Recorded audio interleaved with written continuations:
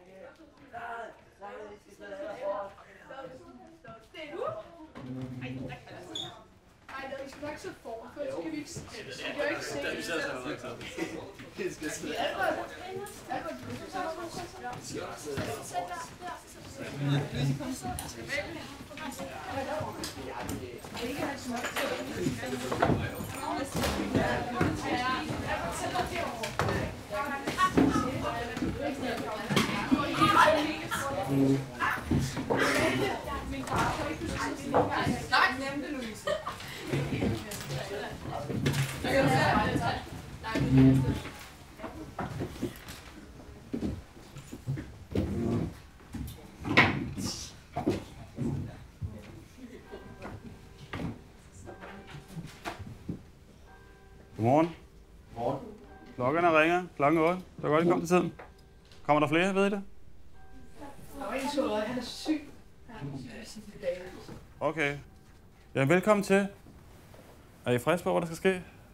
Har I nogen anelse om, hvad der skal ske? Nej, det tænker jeg nok. Er der nogen, der har hørt noget rygte, hvad der sker i kirken? Nej, ikke læs bøger. Nej, der er ikke nogen, der har hørt det rygte. Nej, der skal ske det mærkeligt, at I skal sove. Nej. Nej, I skal ikke så. Men I skal lære at slappe af. Og I skal lære at være i et kirkerum. Vi skal over og ligge på en kirkebænk. Og jeg spiller noget musik for jer. Det kræver en del af jer, vil I finde ud af. Det lyder meget nemt, men det er det faktisk ikke. Men jeg tror, I bliver gode til det. Hvis I falder i søvn, så er det et godt tegn. Så er det simpelthen et godt tegn. Så vil I vil få 12 i præst, hvis I kan falde i søvn. Det er simpelthen et tegn på, at I kan få noget at slappe af. Hvis I hele tiden er optaget af, hvad de andre foretager sig, så falder I ikke i søvn. Hvis I spørger, hvorfor så skal vi overfalde i søvn, så er det, fordi jeg gerne vil lære jer, om I kan lytte til jer selv og være jer selv. Hvis man ikke kan være sig selv, eller vide, hvad man selv vil, så kan man som regel heller ikke rigtig være noget for nogle andre. Så når jeg spørger om noget, skal I svare ærligt. I må godt svare, det har jeg ikke lyst til at svare på. Jeg spørger om nogle meget mærkelige ting. Men man må ikke lyve. Så hvis jeg spørger dig, hvorfor du skal konfirmere, så er det for pengene, og det er for pengene, så siger man ja.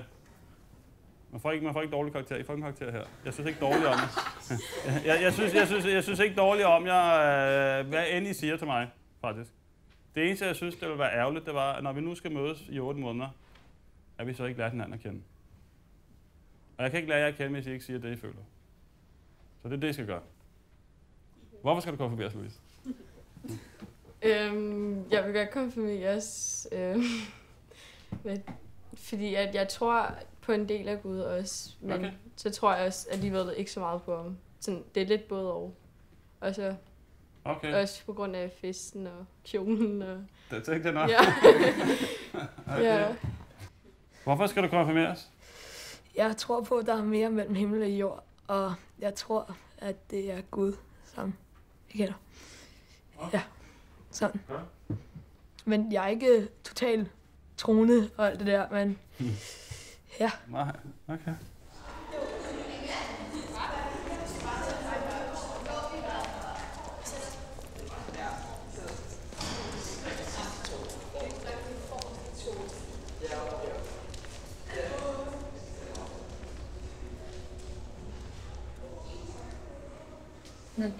なんか異界のものっていうか、なんかその精霊かお化けかわからないものが見えるようになってしまったのが14歳の時だったんですね。14歳から15歳の時は、日本の軍隊に入って日本を守ろうと思ってたんです。科学の関心というか、宇宙関係の関心は、私が子供の時、4歳か5歳の時、ちょうどアメリカのアポロ宇宙船が月に着陸した。Armstrong. I skal vende jer til at være i kirken. Således at I forstår, at det her det er jeres kirke. Det er ikke min kirke. Man skal ikke være specielt troende for at have den her kirke. Det er faktisk jeres kirke. Og nu læser jeg den tekst, som jeg ved ikke, om I kender den lidt, men den er i hvert fald meget, meget kendt og ret forståelig. Men det er fra 1. Korintherbrev, kapitel 13. Det handler om kærlighed.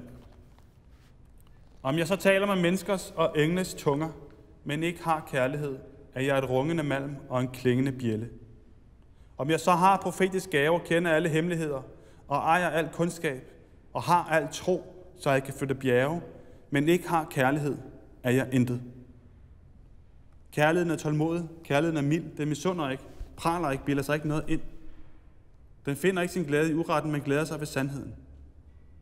Den tåler alt, tror alt, håber alt, udholder alt. Kærligheden hører aldrig op.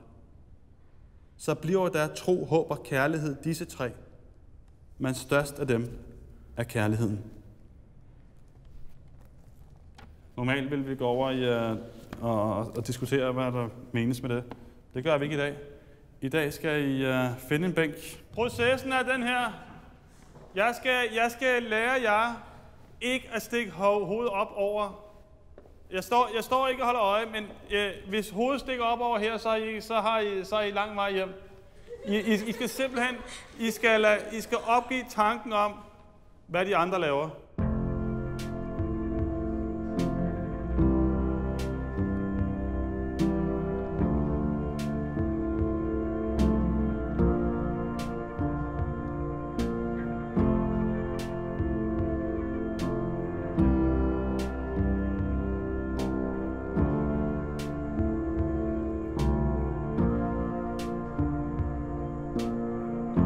Fast jag inte sett dig på så länge, tänker jag på dig ibland.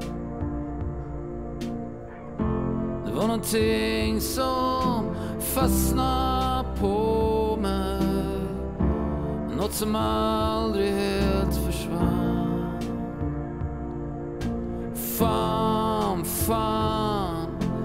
Fan, det skulle varit död.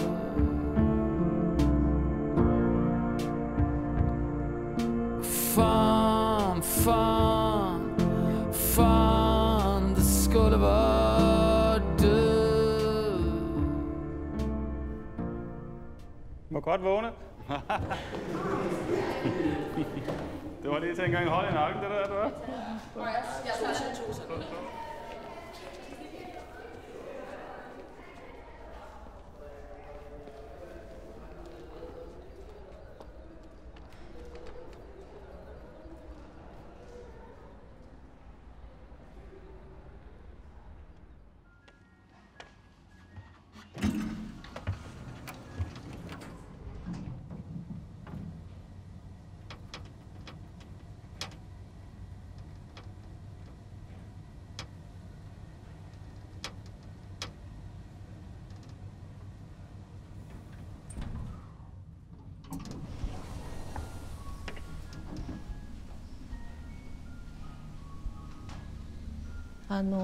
その14歳の時にちょっと自分が特別おかしいんじゃないかって思ってたんですけど、それは夜寝てると金縛りにあって、それで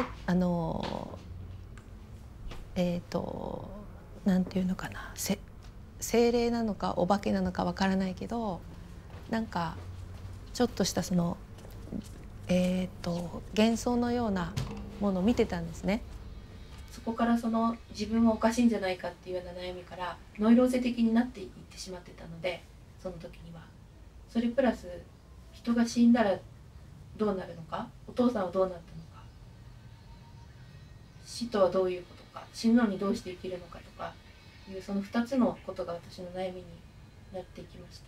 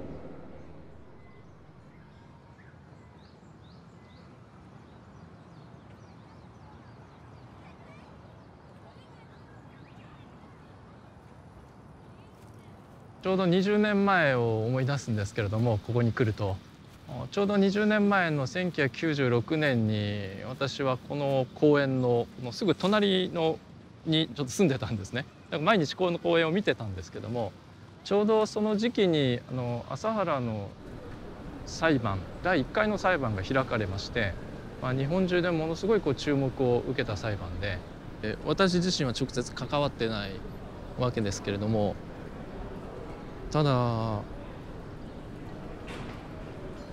彼らがその事件を起こすにあたって私がその後押しをしていた、バックアップを間接的にねしていた場面っていうか部分はすごく多いと思うんです。具体的には私当時のオウムの教団の中ではその本を書く、出版物を書く仕事だったんですね。でもちろん事件を起こせなんていう内容の本は書いてないけど、例えば麻原は救世主だとか、あとハルマゲドンが来るけど救うのはオウムしかないとか、そういうものをたくさん書いていたわけです。でそれを書いたものをたくさんの信者が読んで、その信者が事件を起こしていったとすれば、彼らが事件を起こす後押しを私はやっぱりしていたことになる。そういう意味においてやっぱり責任は共有している、一緒に持っていると思います。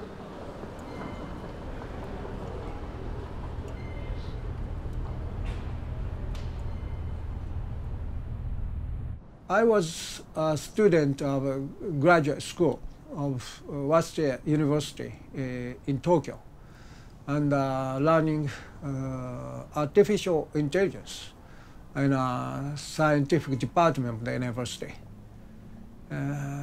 But I myself did not feel something really meaningful in the field of engineering or science.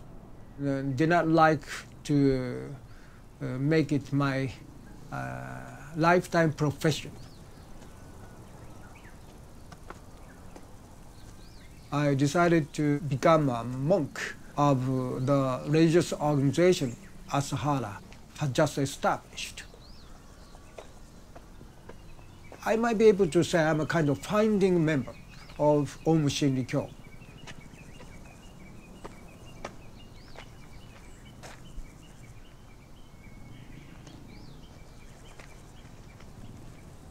it is useless to regret because you cannot live on the past. But since it is a very grave, big mistake, I would like to make some meaning out of it.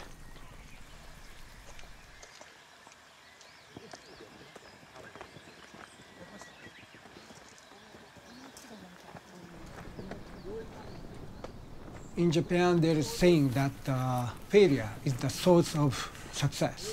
People make something good out of mistakes, out of bad deeds in the past.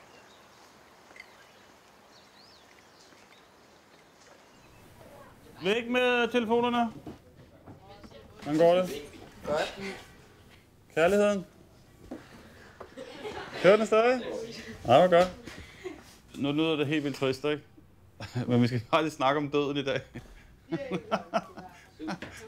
Jeg ved godt, det er så trist, som det kan blive. Det gør vi så sådan set hver gang, ja. I skal, inden en time er færdig, skal I lige skrive ned, hvad I tænker om døden. Og hvis I aldrig nogensinde har haft den tanke før, hvad døden er, så er det i dag, I skal tænke den. Vi skal også over og høre noget musik om lidt i kirken. Jeg tror ikke, I kender ham. Han hedder Søren Hus. Ham kender jeg godt.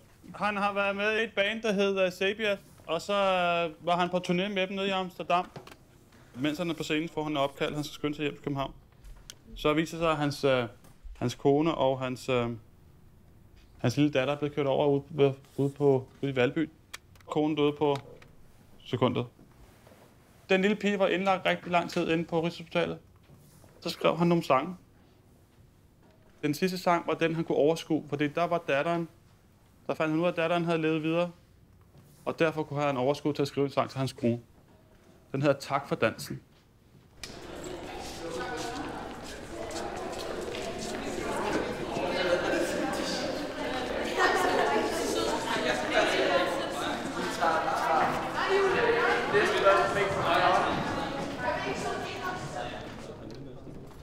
I begyndelsen var ordet, og ordet var hos Gud, og ordet var Gud.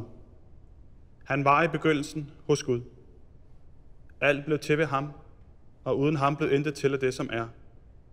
I ham var liv, og livet var menneskers lys, og lyset skinner i mørket, og mørket greb det ikke. Altså mørket, det er det onde, ikke? Lige om lidt, inden I finder en bænk, prøv lige at mærke til, nu er teksten altså på dansk. Så han synger på dansk. Den hedder Tak for dansen. Han synger tak for den dans, vi har haft. Vi har danset, det var en dejlig dans. Og så synger han til sidst, læg lige mærke til det, er som om sangen er næsten ved at være slut. Så synger han tak for dansen, og så til allersidst, der findes et sted, hvor vi danser. Og det er derfor, jeg har taget den her sang med i dag. Der findes et sted, hvor vi danser.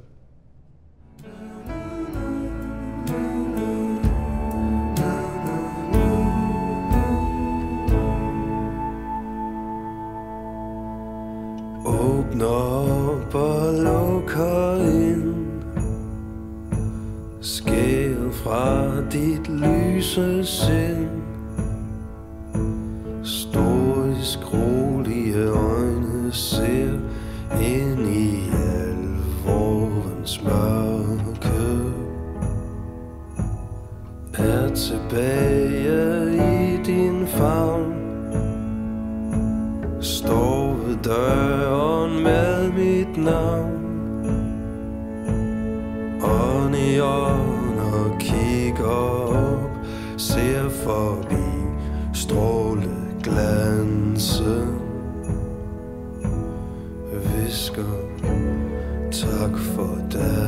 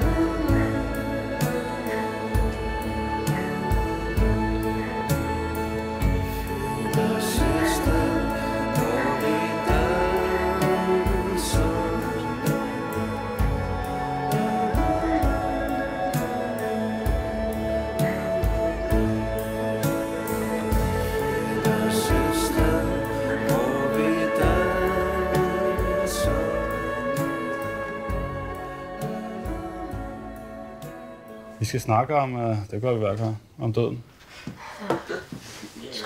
Inden I skal skrive lidt. Har I nogensinde gjort jer den tanke, at I skal dø? Det sidste, jeg har hørt, tror jeg, det var, at man hver dag dør langsomt. Der er en dansk filosof, der Løgstrup, han sagde, at liv er bare udskudt død. Det vil sige, at vi nærmer os simpelthen bare det, som er det rigtige. Nu har vi bare et eller andet, som er på vej hen imod det. Jeg er faktisk ikke bange for døden, men jeg tænker rigtig meget på den. Men det behøver mine børn ikke. Altså mit sorte livssyn behøver jeg ikke give videre til mine børn.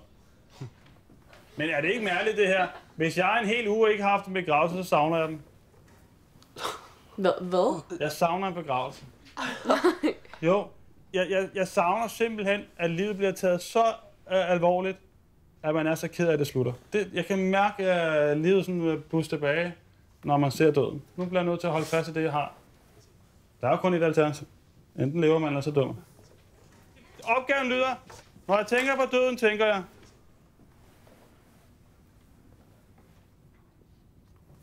Gud, lys, kiste, kirke, kors. Jeg skal jo selv dø.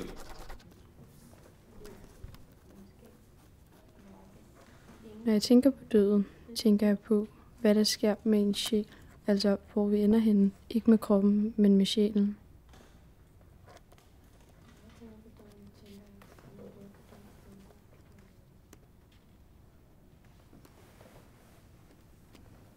Sorg, savn, søvn.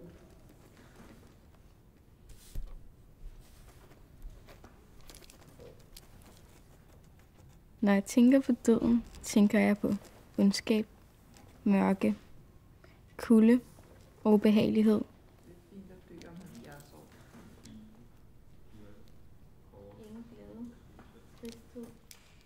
Jeg tænker på alt det, jeg gerne vil nå i livet, men er bange for, at jeg ikke når. Jeg tænker på, når mine forældre dør. Hvad skal man gøre uden sine forældre?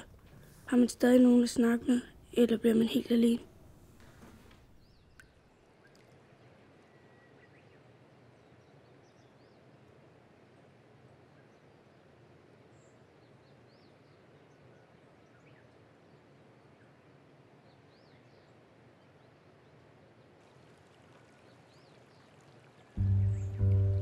You will be loved again. Every ending might seem like the end, but you will be loved again.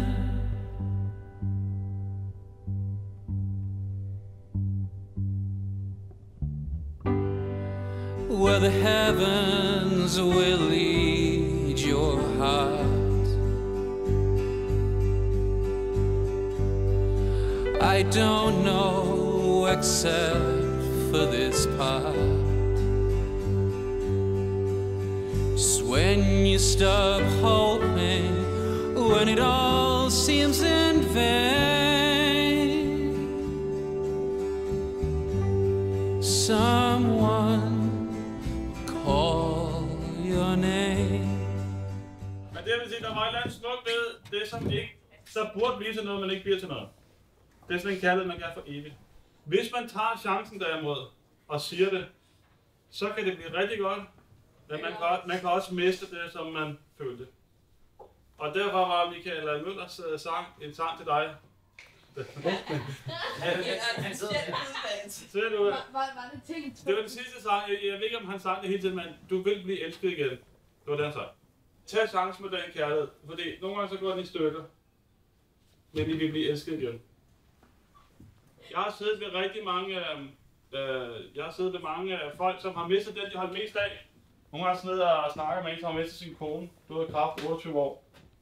Han kommer aldrig nogensinde over det. Så 4 år senere møder dem. Og så elsker de igen. Og det har ikke noget umiddelbart med Gud at gøre, men dog har det et eller andet at gøre med, at inderst inde, så vil vi faktisk rigtig gerne elske igen. Ellers så har vi taget vores eget liv. Hvad er at tro på Gud? Det er måske at tro på, der kommer mere kærlighed. Eller livet er faktisk værd at leve, selvom jeg lige har mistet den, jeg holdt mest af. Det er måske det, der er Gud.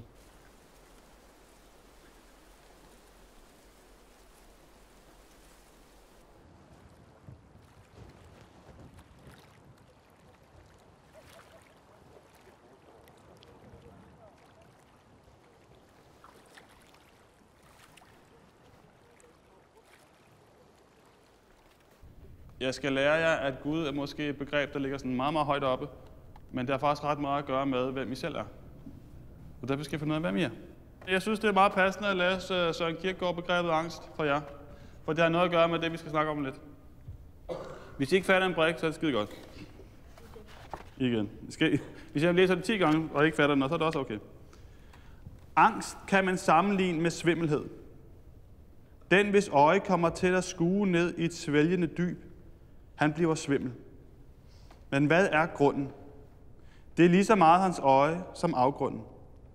Til hvis han ikke havde stirret ned, således er angst den frihedens svimlen, der er opkommet i det ånden vil sætte syntesen, og friheden nu skuer ned i sin egen mulighed, og der griber endeligheden at holde sig ved. I denne svimlen segner friheden. Videre kan psykologien ikke komme, og vil det ikke. I samme øjeblik er alt forandret, og i det friheden igen rejser sig op, ser den, at den er skyldig. Imellem disse tvende øjeblikker ligger springet. Den snakker vi om lidt.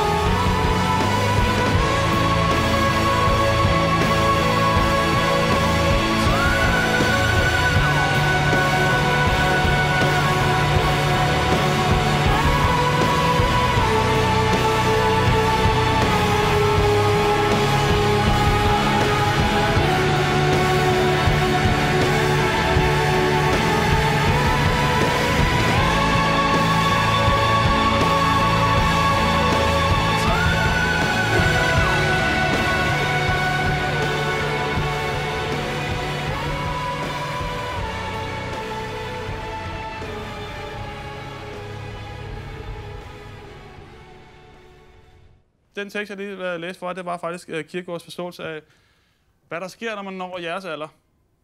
Det er, at man kommer gående, og så opdager man lige pludselig, der er langt ned. Så er der 2 muligheder. Enten går man tilbage, eller også springer man ud i det. Man falder. Men fordi man falder, så kan man også rejse sig igen. Hvis man ikke falder, kan man ikke rejse. Der er ikke noget galt med at falde. Det er en god ting. Det værste er dog at gå lige ud uden at opdage, at der er noget, der er lavt og noget, der er højt.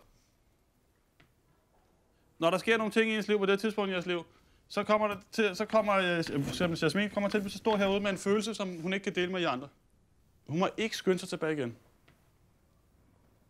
Fordi der er faktisk sket noget med hende, og hun må ikke bare skynde sig tilbage igen. Fordi så glemmer hun, hvad hun mærker. Så kommer hun bare til en eller anden fase.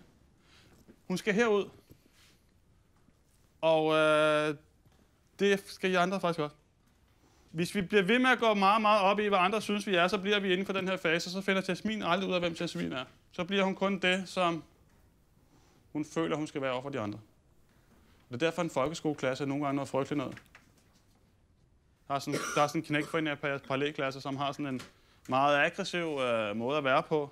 Og når man så taler med ham ved siden af, så er han simpelthen så rar at snakke med, og så eftertænksom. Og så fortalte han mig, at han føler ikke, at han kan være særlig sød i skolen. Han føler, at han skal være hård. Så tager han sådan en rustning på, når han går i skole. Det er helt symbol, så tager han sådan en speciel jakke på. I starten kunne han godt tage jakken af, nu kan han slet ikke tage den af.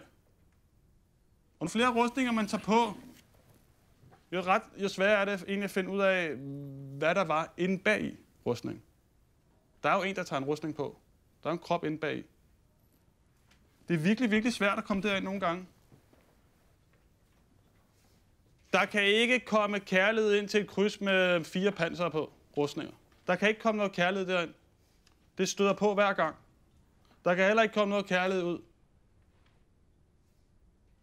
Jeres opgave her i tilværelsen, det er simpelthen at bryde fri af den her gruppe.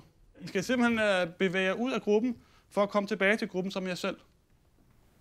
Men det er en meget god ting at være klar over, hvad man ikke kan lide ved sig selv. Fordi det er også en selv. Så man skal vise sig selv, præcis som man er, hele vejen. Opgaven lyder, I skal fortælle mig, hvem I er. Jasmin, er du klar? Du ser færdig ud. Er du allerede givet op, inden du begyndte? Ja. Du forstår den, ikke? Ikke.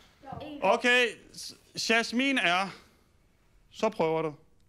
Det er en svær opgave. Og det er også en opgave, som ændrer sig hele tiden, men ændrer sig hele tiden.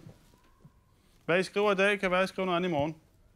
My father left me to my mother, and I did not see him for many years since I became a monk of Om Shinrikyo.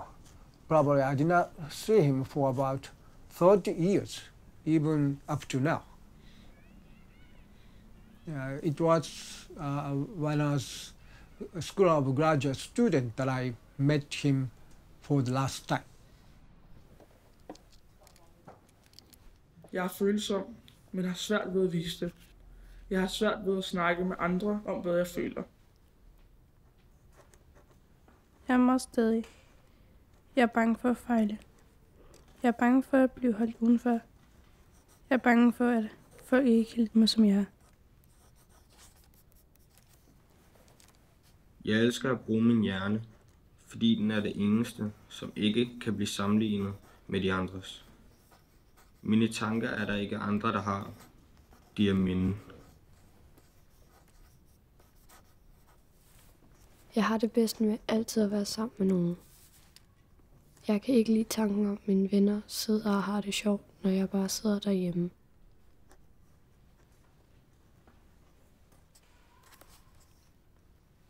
Jeg har lidt lavt selvtillid. Jeg er dårlig til at skrive gode ting om mig selv.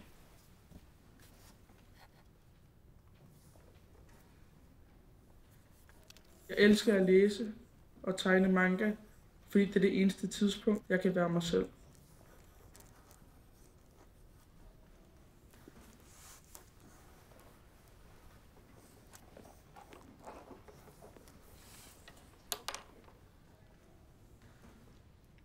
Jeg er en pige, der har svært ved at beskrive mig selv, fordi jeg ikke selv ved, hvem jeg er.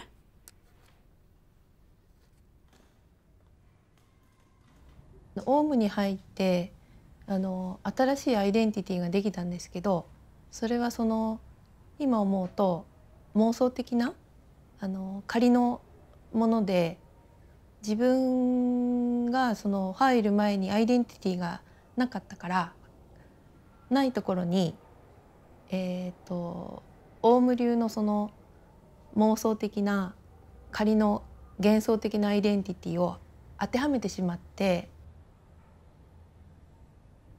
アイデンティティは自分から出てくるものって今は思ってるんですけれども、よく日本でですね、自分探しっていう言葉があるんですよ。それは大人になる前のちょうど大学生ぐらいの時に自分探しの旅に出るとかいうのがあるんですけど、ちょうどそういう頃にオウムに入っちゃったんですけど、でそれはなぜかっていうと、みんな自分探しをしていて、自分のアイデンティティがわからないから、で誰も自分で探すものなんだよとか、自分で見つけていくものなんだよって教えてくれるようななんていうかな、大人がいなくて、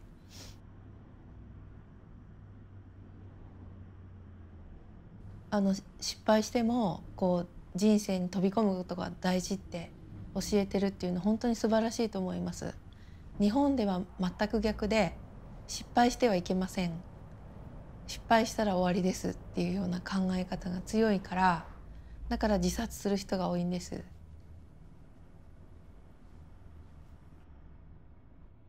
大学ではあまりみんな真剣に仏教の勉強をしてなくて、それで私オウムにばっかり通うようになったんですね。でそれがだから結局大学には行かなくなって、オウムにばっかり入り浸るようになったことが父親に知れてしまいまして、大阪の方から父親からすぐにこう私を連れて帰ってこいということで、私の妹がこうタクシーに乗ってやってきまして、そんでそのタクシーに乗って、夜中、妹と一緒に京都の、私が住んでたところからこう大阪の実家に、帰ったんですね。でそれで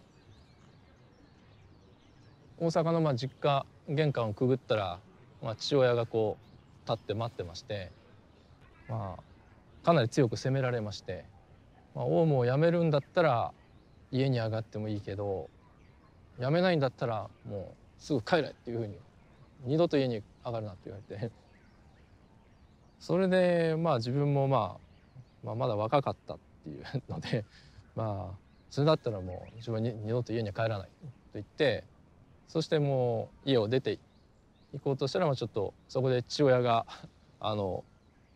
私を多分叩こうとしたと思うんですけど、そうしたらそこで私の母親と妹が父親にすがってやめてくれやめてくれって言って止めてくれたんですけど、でも私はもうこのまま家なんかに話も聞いてくれないし、家なんかいられるかと思って、それで表に待たせてあったこうタクシーに乗って、でまたこう京都に帰って行ったんですけどね、そうしたら母親が後ろから走って追いかけてきまして、タクシーを走って追いかけてきて、こうタクシーの窓からお金を入れてくれてね、多分交通費とか生活だと思うんですけど、でそれ以来20年間全く家には連絡取らなかったです。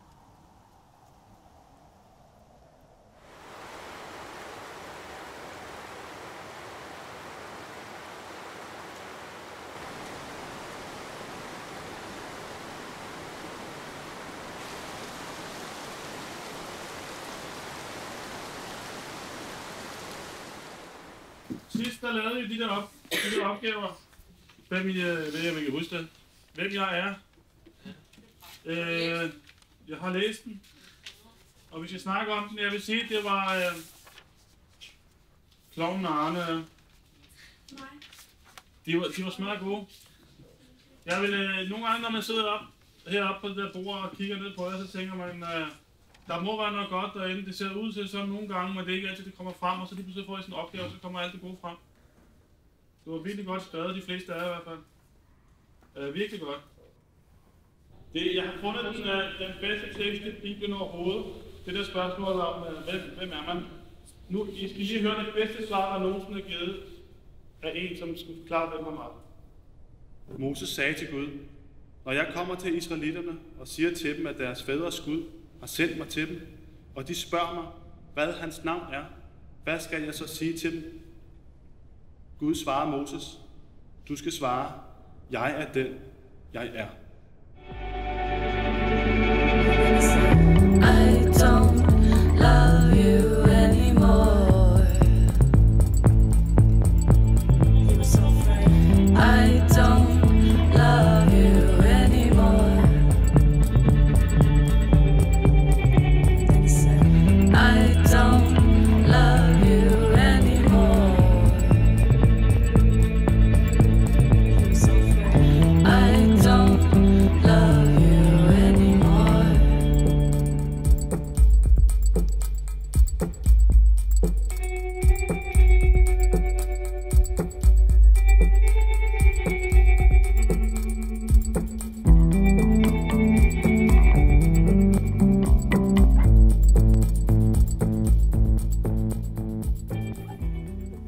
Så når I har skrevet de her ting, hvem I er, så er mange af dem bærer også præg af, at I overvejer, hvordan andre ser jer. For eksempel, hvis nogen altid ser I som glad.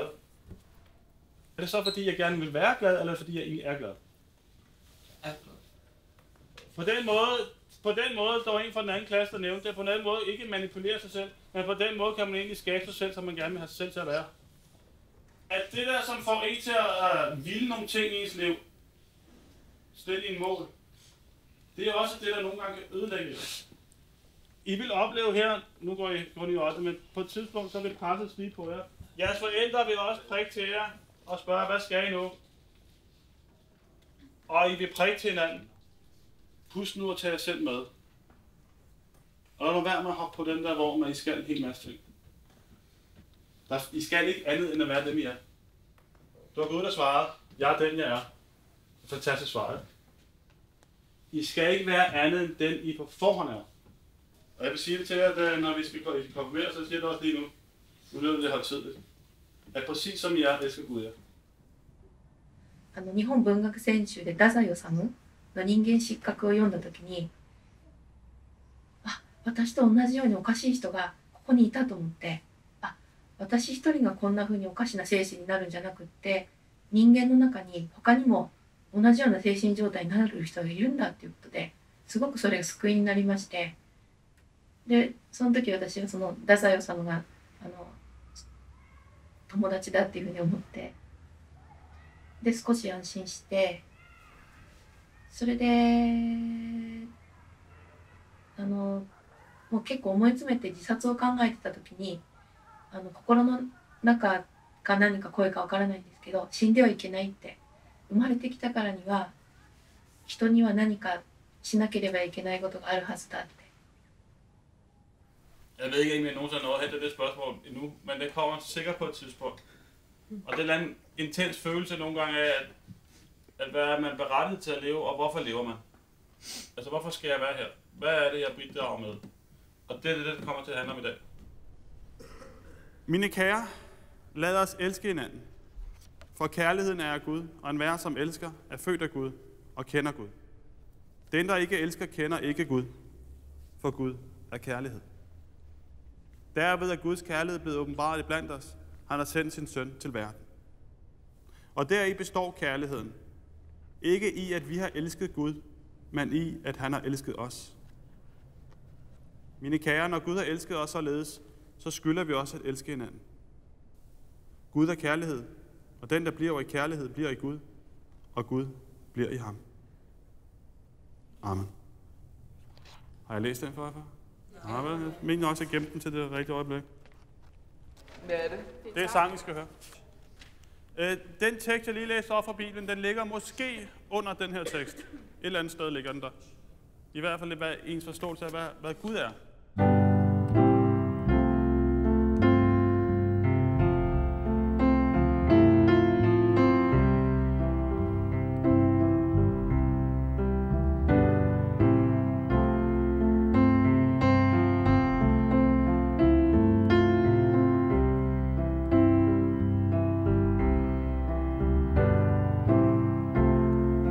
I don't believe in an interventionist God.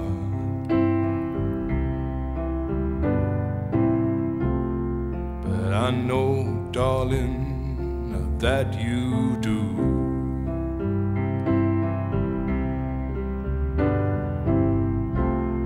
But if I did, I would kneel down and ask him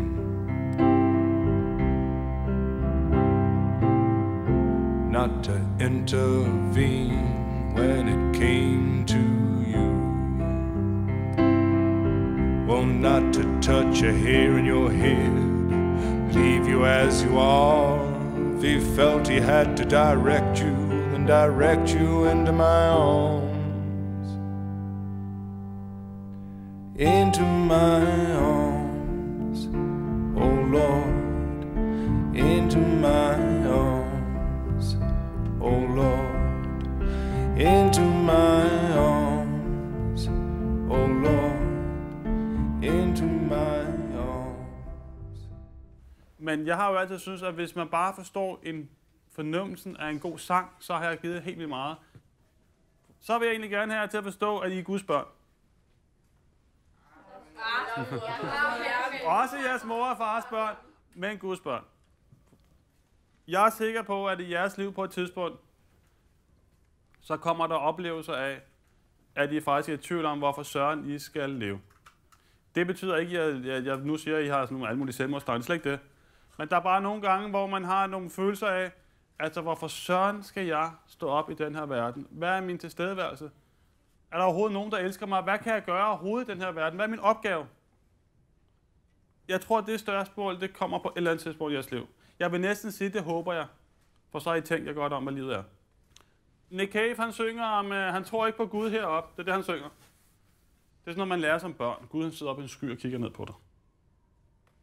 Han bruger 2 vers på at synge. Han tror ikke på nogen Gud heroppe, han tror ikke på nogen engle. Han tror ikke på alt den der, så at sige, barnlige tro, han er vokset op med. Og så synger han så om, at han tror på kærlighed. Og det var præcis også det, hvor der stod i den der bibelske tekst, jeg læste op for jer. At hvis vi elsker hinanden, så findes Gud. Så hvis I en dag spørger jer selv, hvorfor er jeg i den her verden, så vid det her, at den lille bitte kærlighed, I kan give til en anden, er med til at skabe kærlighed på jorden. Der er en dansk filosof, der hedder Løgstrup. Han sagde, at hver eneste øjeblik, og det er jo en af de smukkeste sætninger, der er skrevet på dansk, tror jeg, hver eneste øjeblik holder vi noget af hinandens liv i vores hænder. Det kan være forsvindende lidt, det kan være bare en lille bitte smule, en lille bemærkning. Men det kan også være så meget, at det faktisk afgør den andens menneskes liv. Så hvis I en dag overvejer, hvad har jeres funktioner været, og hvad er jeres funktion lige nu, så tro mig, at den er meget større, end I regner med. Jeres liv har meget større betydning for alle andre, end I regner med. I kan ikke bare gøre, hvad I har lyst til. Den kærlighed, I har fået af nogen, skal gives videre. Hvis kærligheden ikke gives videre, så dør den. Man kan ikke bare sige, at jeg elsker dig, uden at vise det. Det er ikke at give noget videre. Hvis I har følelsen af, at jeres forældre ikke elsker jer, så skal forlange, de skal elske jer. Bed dem om det.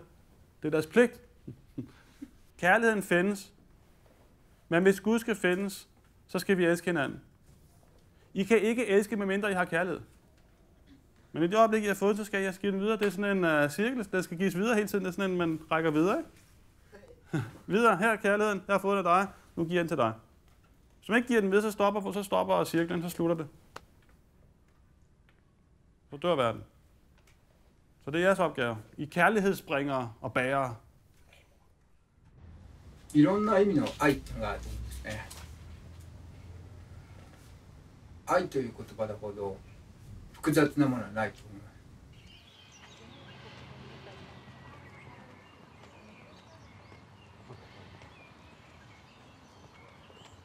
す。まあ2つほどあると思うんですが、一つは何か特定なものが好きでもだからこそ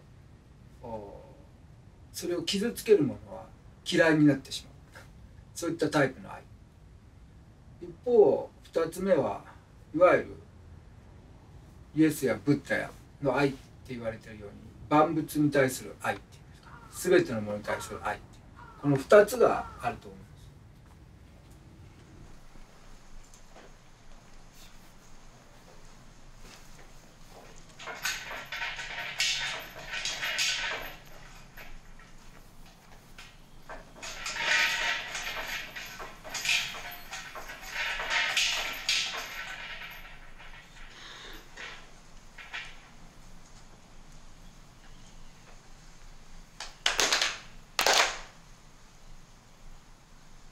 父親が浮気して私の元を離れていった、家から出ていった後に離婚します。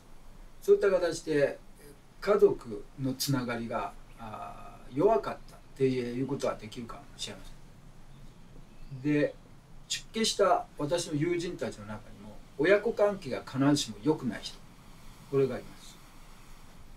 で代わりに教祖を父親代わりにしたような部分があった。だからオウムの問題にその背景に親子問題があるんじゃないかっていうのは時々言われる。つまり理想の家族を求めての出家だから本当は家族から離れるのが出家ですが、理想の家族を求めて家族を変えてしまうっていうような一面があったかもしれない。そういうの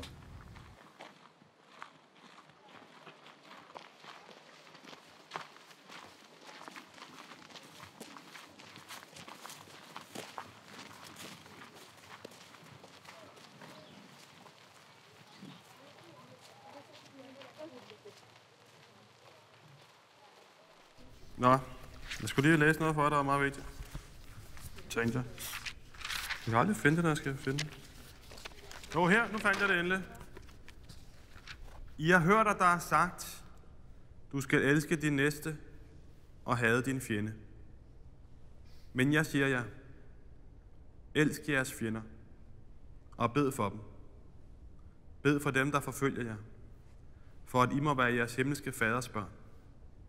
For han lader sin sol stå op over onde og gode, og lader det regne over retfærdige og uretfærdige. Hvis I kun elsker dem, der elsker jer, hvad løn kan I så vente? Det gør tolderne også. Og hvis I kun hilser på jeres brødre, hvad særligt gør I så? Det gør hedningerne også. Så vær der fuldkomne, som jeres himmelske fader er fuldkommen. Du skal elske din næste, og du skal elske din fjende. Amen. Teksten er sådan set fint nok, men konteksten er måske provokerende. Altså, elsk din fjende. Elsk dem, der vil dig ondt. When we were gentle, we were gentle, we were gentle, we were gentle, we were gentle, we were gentle. When we were gentle, we were gentle, we were gentle, we were gentle, we were gentle.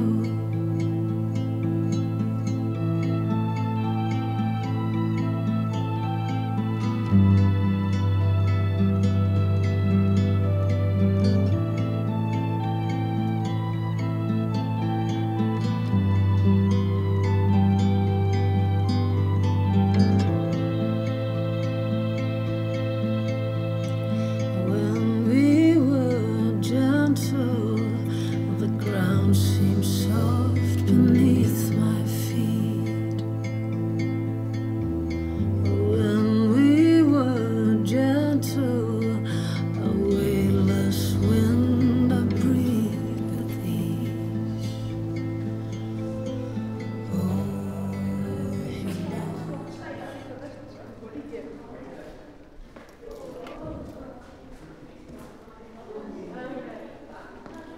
Du er træt, Karsten. Det gør ikke noget.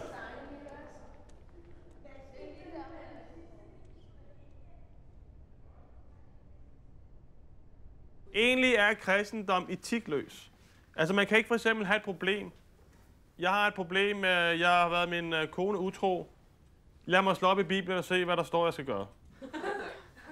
Altså det står der ikke noget om. Du kan ikke bygge et samfund op omkring Bibelen, fordi der er ikke nogen regler til, hvad der skal ske. Der er faktisk kun den der overregel der, som ikke er nogen regel, hvor der står, at du skal elske din næste, og du skal elske din Gud, og du skal elske din fjende. Og på hvilken måde må du selv finde ud af det? Når I tænker elske, så tror jeg, I tænker noget, som man føler. Ja. Gør I ikke? Nå, man føler noget. Det ligger der også i kristendommen. Men ikke kun det. At elske betyder sådan set også, for eksempel, du går ind i en bus. Du står op.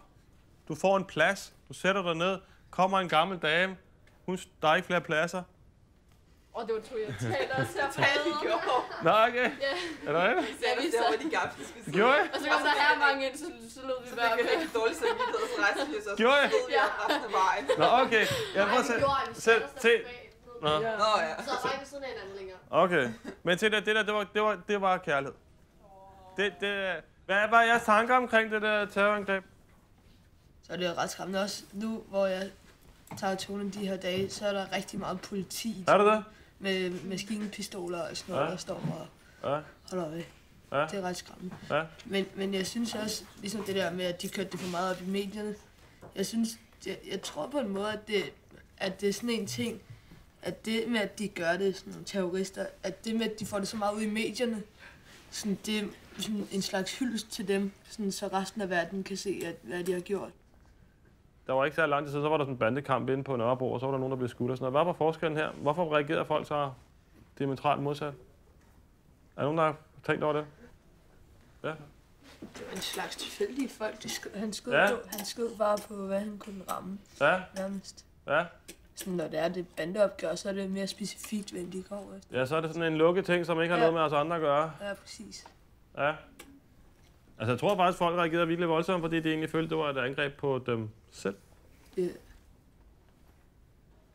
Når jeg læste for jer over i kirken, det der med, at man skal elske sin fjende, så er det ikke fordi, jeg regner med, at det er noget, man altid kan. Jeg synes bare, det er noget, man altid skal huske på.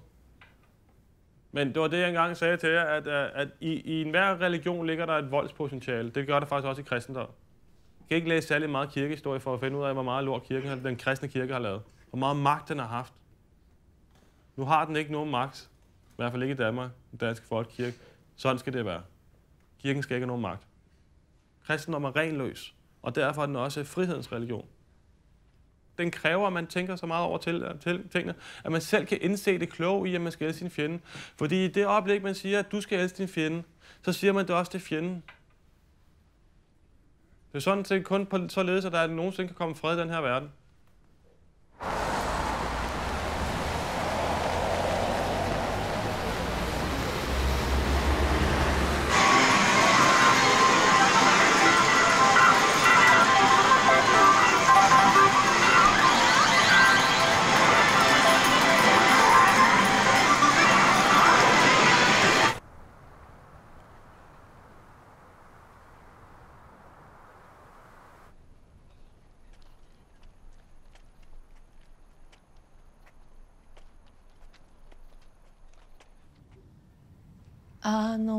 山梨県で18歳まで住んでて、富士山は身近だったんですよね。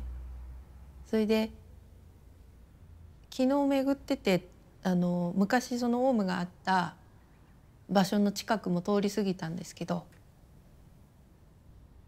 こんなに近くにでそこに少しの間住んでたことがあったんですけど、オウムの時に富士山のすぐ近くのところ、とっても大きな綺麗な富士山が見えるとこだったんだけど、全然オウムに行った時富士山見てなかった。あんな大きいのに見てなかったっていうのはどうしてかって思うんですけど、建物の中に閉じこもって周りに目を向けてなかったから、それから自然を美しいとか自然にこう見るとかそういうことをしちゃいけない、それは欲望だからしちゃいけない欲求をできるだけ減らすっていうことでしちゃいけないって言われたから見ないようにしてたので、そんな近くにいても富士山の素晴らしさに気づけなかった。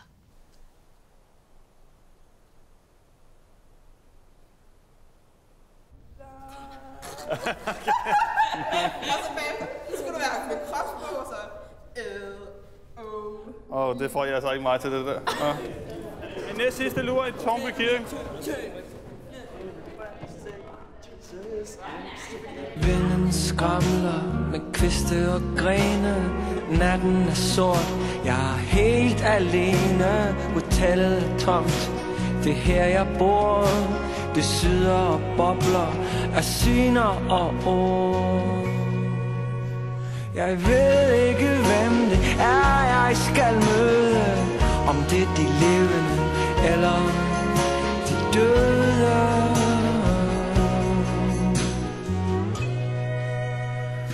Ude i parken står de og kigger ind gennem vinduet. Her hvor jeg ligger, er de sluppet ud, eller kommer de ind? De skæve fantomer, der fylder mit sind. Jeg tænder et lys, drikker lidt vand. Vejen er spærret til drømmeland.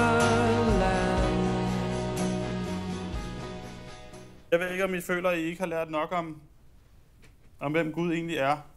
Men min tanke er også den, at det kan jeg kun selv finde ud af. Men hvem er Gud? Jeg kan ikke sige de 3 sætninger. Den bedste sætning, det er, at jeg er den, jeg er. Dermed, og det synes jeg er det aller fineste ved kristendom. Når jeg ikke kan forklare Gud bedre, end I kan forklare, hvem Gud er, så kan jeg aldrig nogensinde bestemme, hvem Gud er, og dermed bestemme over Gud. Og derfor kan jeg aldrig nogensinde i kirken lave en sekt, hvor I skal mene det samme som mig. Og dermed kan jeg aldrig tage jeres frihed fra jer. I er jo kommet her i de 8 måneder. Jeg håber ikke, jeg har fortalt jer præcis, hvordan I skal leve jeres liv, eller hvem Gud egentlig er. Og det har været helt pointen. Det er ikke noget, jeg skal forklare jer. Fordi I skal selv have friheden til at bestemme det og ville det. Hvis I kommer hjem og siger, at I faktisk ikke rigtig fundet ud af, hvem Gud er i de her 8 måneder, så er det okay. Bare jeg har tænkt over det. Det har jeg altid synes var det mest spændende overhovedet ved eller ved konfirmandundervisning. Og se jer bevæge jer, rykke jer. Bliv klogere på jer selv. Hvem er Gud, hedder opgaven?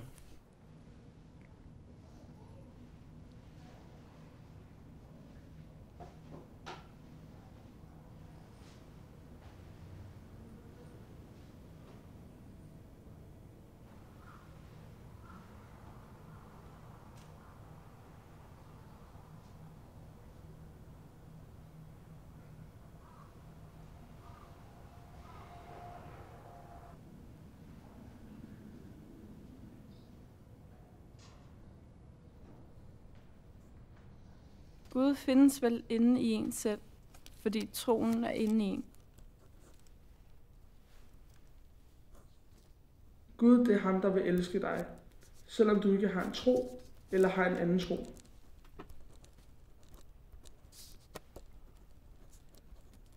Jeg ved ikke, om jeg kan tro på selve Gud. Jeg tror måske, at Gud er en sjæl. For det er svært at tro på, at Gud sidder oppe i himlen og holder øje med os. Gud er ham, som altid er der. Han kan bringe dig styrke, men kan også straffe dig. Gud er omridset af verden.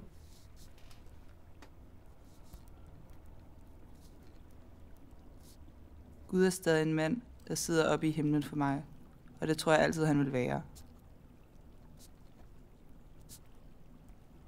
Gud, han er ham, vi ikke slipper ind med.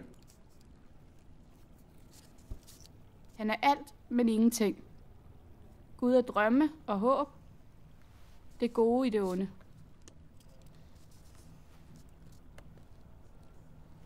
Gud er en hjælpende hånd. En tanke. En overtro. Gud er altid ens ven. Gud elsker alle. Gud er der.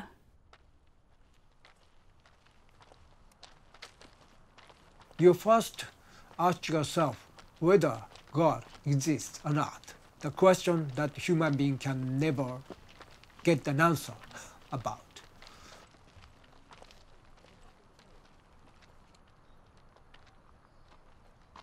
I like the universe. I like the outer space.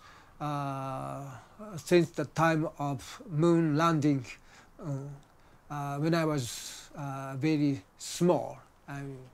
So I like to think the universe that I liked is Buddha and God itself.1989年に家を飛び出して2009年内観をやったのが2009年なんで、その内観をやった直後に、家に帰って20年ぶりに家に帰って、それからこう毎年花を送ってます、母親の誕生日に。で昨日も電話で話しました。で20年ぶりにこの家に帰った時にこの母親から言われた言葉が「あんたはどこに行ってもうちの子やで」っていうふうに言ってくれたんですよね。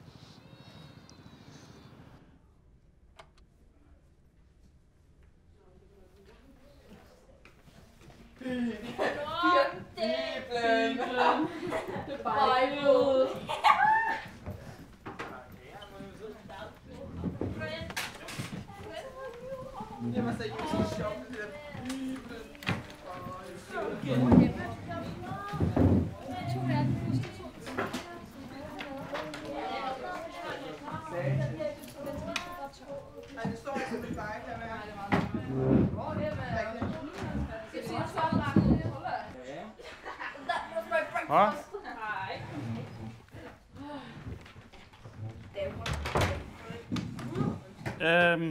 Det vi skal i dag, vi skal lave sidste seance med, I skal faktisk fortælle mig, hvem I var og hvem I er. Sidste seance med det. Så skal vi finde et skriftsted til jeres konfirmation. Og så skal vi lave generalprøve. Tak for jeres, det I skrev sidst. Hvem Gud er. Det var smadret godt. Virkelig godt. Jasmin, de var pissegode. Nej. Jo, den var. Det var faktisk godt skrevet. Hvordan vidste du, det var hendes? Hun har skrevet navn på. Jeg synes, at I har været virkelig, virkelig gode til at vil prøve at forsøge at gå med mig i den her mærkelige konstruktion og finde ud af, hvem I selv er. Og egentlig så er det, fordi vi skal finde ud af, hvem I selv er. Kun derved kan I egentlig finde ud af, hvem Gud er. Jeg har jeres opgaver fra dengang, I skrev, hvem I var. Jeg har lige læst dem. Det var smadret gode. Min påstand er jo, der er sket noget på de 8 måneder. Det kan jeg se, når jeg nu skriver noget nyt måske.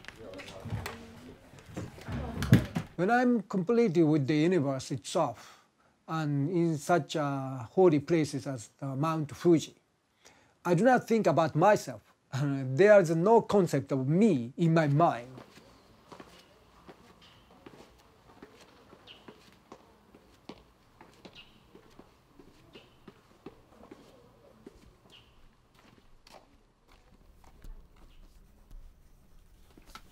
Jeg er en glad og genert pige, som hele tiden prøver at udfordre mig selv. Her for tiden føler jeg mig rigtig glad, men samtidig også lidt trist.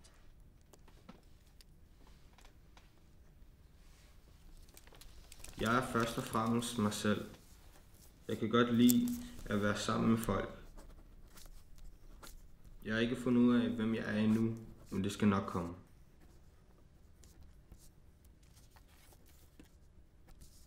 Jeg kan godt være aggressiv. Jeg er kærlig. Jeg er følsom.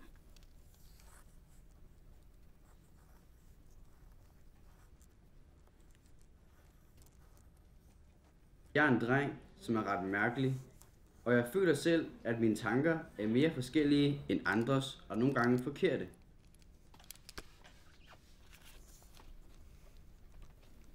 Jeg er en åben pige, og jeg elsker at tilbringe tid med mine venner, og jeg hader at være alene. Jeg står altid ved mine meninger.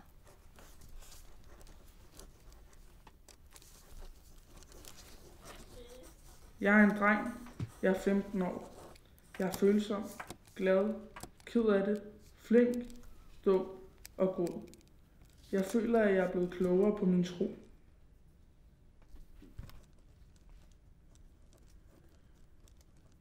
Jeg er mig. Jeg er glad. Jeg har venner. Og det er meget sjældent, jeg er ked af det eller viser det.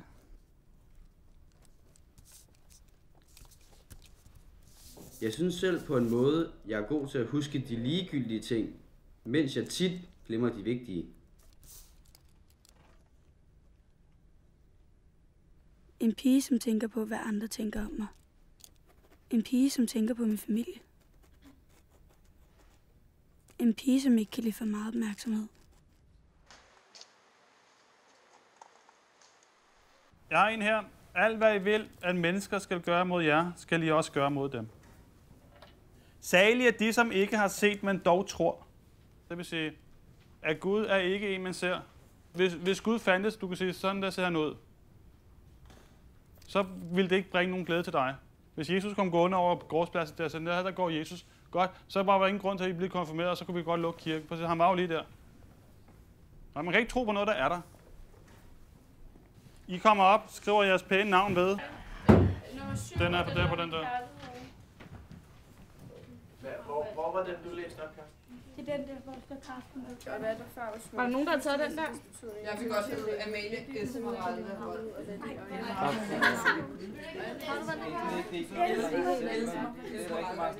Den tager jeg. Og lige så sker Ja, den er også god. Så er der varmt. Jeg elsker mig. Er du ikke snart færdig med den der? Mørket har ofte en tid også. Jeg synes, min er god. Ja, for...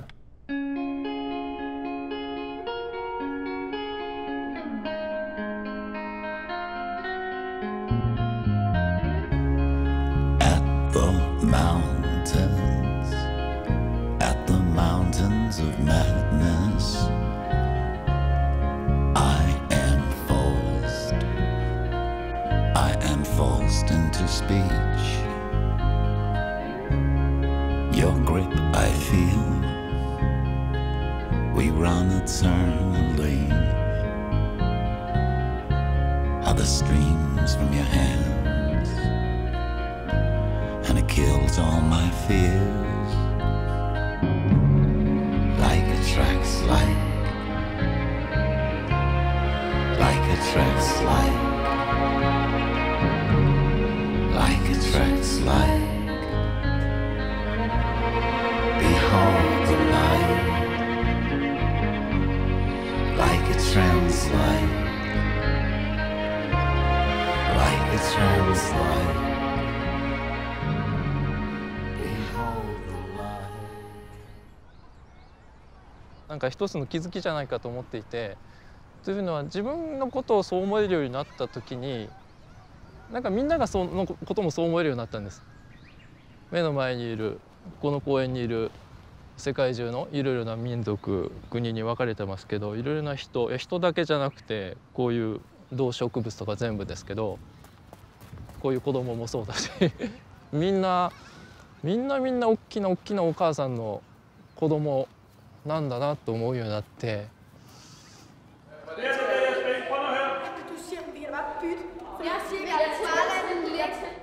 hør lige. Dramaet er slut. Vi mødes kl. 11:30 over i hvor konfirmandskælder. Ikke? Nej, Peter Bent er kommet fra. Jeg skal til i går.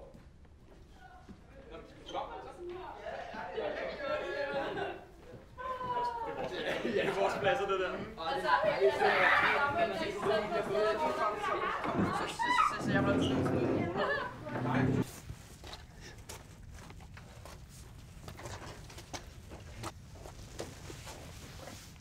ねえ、こっからだよね。村がさ問題になる。ただ最初は結構母の体の突き当たりですね、だいぶ。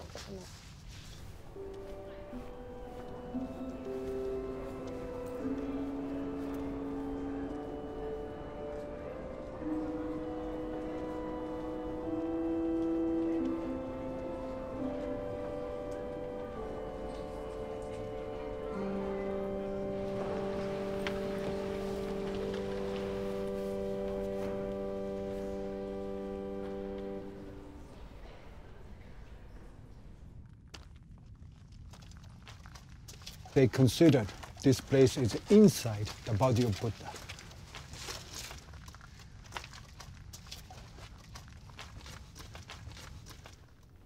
Jeg ved, jeg har forvirret jer. Det har været planen hele vejen. Så kom I cyklerne hver torsdag morgen. Altid til tiden. Så fik jeg jer til at tænke over livet og døden, kærligheden og familien. Hvem I er. Hvad I håber på, og hvad I drømmer om.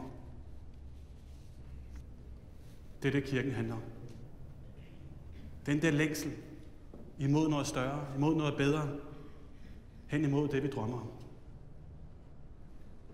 Og for første gang nogensinde er der ikke nogen, der har skrevet fuck Gud på bordet over i græslokalerne. Og ingen har stjålet alterbærerne. Jeg har været helt i tvivl om, jeg overhovedet var i Tårnby. Når de rejser op, så rejser I også op. Og så går I.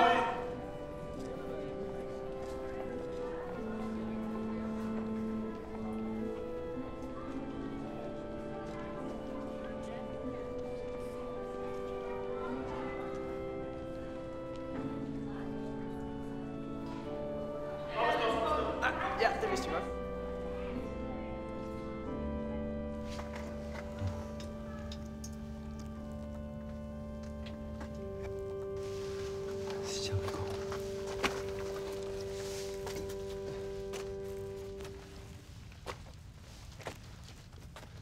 Maria Annika Rostad Olsen, vil du konfirmeres til den kristne tro? Ja. Emma Sofie Petersen, vil du konfirmeres til den kristne tro? Ja.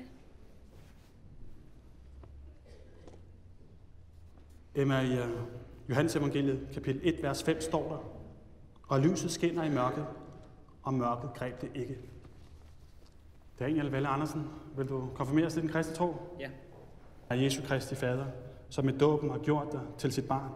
Han styrker dig i din tro og giver dig håb. Han velsigner dig og bevarer dig i sin kærlighed.